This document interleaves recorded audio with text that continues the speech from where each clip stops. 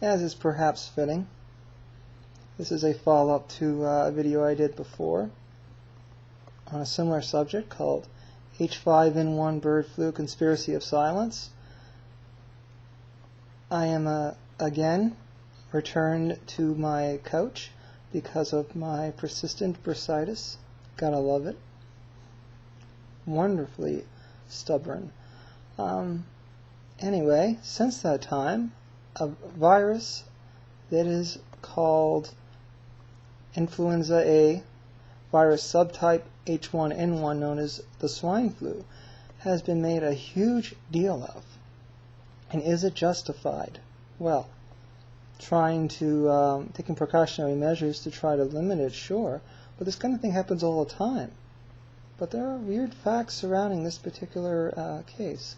Now, in my last video on this sort of subject, I went into how there is a conspiracy of silence. And there is.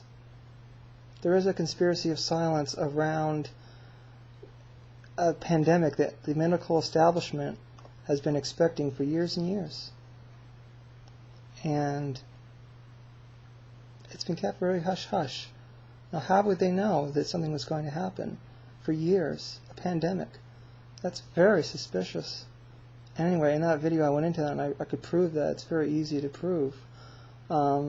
Meanwhile, the media has been making a huge issue of this. I was listening to a radio program the other morning, CBC Radio, and the radio show host was interviewing a scientist. And he pointed out how the facts do not justify all of the panic that the establishment has been promoting of this issue. And the scientist, rather than admitting that's the case, she says, oh, well, because this is a swine flu, it's rare, so it's more unpredictable, so we don't really know what's going to happen. Well, we don't really know with any virus, do we? We don't really know with anything what's going to happen. So that was really a pathetic argument. Just really destroys her credibility. I don't know why people... It's like the whole establishment feels like they just have to go along with this thing, even though it's... Anyway. Border Patrol officers in the United States have been ordered not to wear protective masks, even though some of them are asking to. I would think that they would have the legal right to protect themselves. It would be a health and safety issue, I would say. And supposedly that's just for appearances, but incidentally, that's allowing actually the virus to spread more and more readily. Now, I actually have a theory for borders and stuff. It's weird how when something like this happens, you'll keep hearing of all these people who keep going to Mexico, coming back from Mexico. Isn't that weird? Now, I would think that the people who come back from another country, especially when there's something like this spreading, that they should be tested for it. And if they have it, then they should be quarantined. And some people might say, well, that would be very expensive. But the thing is that something that's serious, people may have to be quarantined anyway, right? So, might as well. I don't see why not. I mean, I'm all for rights and freedoms and stuff, but frankly, I mean, especially right now, if you're going to go to Mexico, you come back here, I would think, yeah, I mean, you should be checked to see if you have it. And if you do, then you should be quarantined. That's just basic common sense and decency, right? I mean, you have a right to go where you want. I don't think the government should tell you, no, you can't go to Mexico because you might get the swine flu. But I think that they should have the right, when you come back, to check you. And if you have it, well, then you should be quarantined. That's my opinion. Okay, over 400 schools in the United States have been shut down. Why? To be cleaned. Well, they're going to have to do that again when the virus actually does spread around, or if it does. See, everyone, it's like the whole establishment has the mindset, this is going to spread, this is going to happen. Well, it doesn't have to. I mean, in theory, it could be stopped. What's weird is that the few people who are contracting this all seem to be tourists. They all seem to be people who are traveling.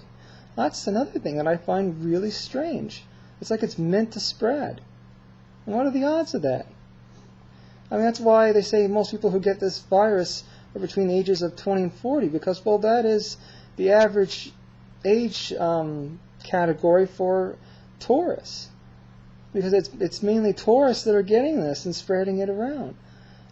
I mean, can you really believe that's a coincidence? I mean, this has been spreading to a lot of countries, even though it's not really a pandemic like it's being treated as. Let me read to you the definition of pandemic, by the way.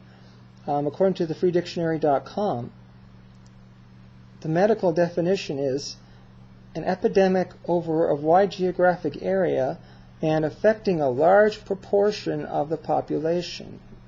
Oh, definitely this is not a pandemic at this point. So, all the big fuss being made over the panic is not really necessary at this point. Government-imposed quarantines. Yes, the United States government is saying now they may have to impose quarantines at some point. Well, that's great. There's also talk about maybe having to give people vaccines for this as well, a vaccine shot. I would think, no, you definitely want to be careful with that. I don't believe in that myself. I think those shots do more harm than good. So I would definitely not be a big believer in that. Now, okay, how many people die each year because of cancer, AIDS, heart attack, and stroke? Well, why then don't we make a big deal over that? And oh my God, you know, why isn't that a big ruckus? I mean, think about it. I mean, this is really, it just isn't justified. Let's look at some facts here on influenza statistics. In the U.S., an estimated 25 to 50 million cases of the flu are currently reported each year, leading to 150,000 hospitalizations and 30,000 to 40,000 deaths yearly. If these figures were to be estimated incorporating the rest of the world, there would be an average of approximately 1 billion cases of flu, around 3 to 5 million cases of severe illness, and 300,000 to 500,000 deaths annually. That's according to, what's the name of the site? flufacts.com. So, and from ctv.ca, Canada now has 85 confirmed cases of H1N1 flu within its borders. Of all the Canadians who have fallen ill from H1N1, previously known as swine flu, have suffered only mild symptoms, and none have died as a result of the flu. None. So far, it hasn't been very deadly, so it's spread, some. So what? There's no reason, there's not a lot of people who have it. Why this can't be stopped? Why it's spreading so quickly is a mystery. Why is only tourists getting it and spreading it? Oh, there are a lot of questions here. The important thing is to not panic, though, because that's not good for your health to begin with.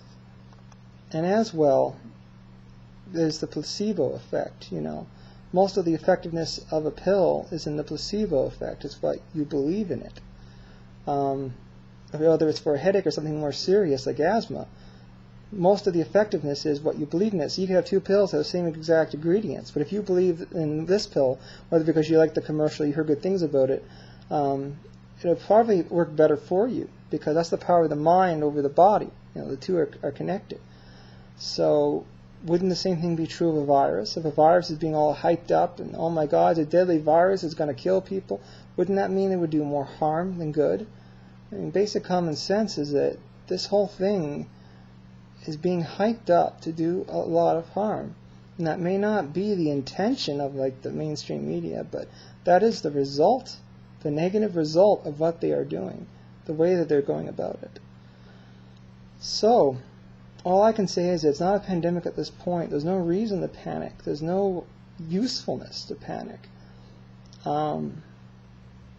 In the media, they do this because that's how they get ratings. You keep tuning in, keep watching the updates. And so that's how they keep their viewers. It's shameless, but that's company, right? That's capitalism for you. Anyway,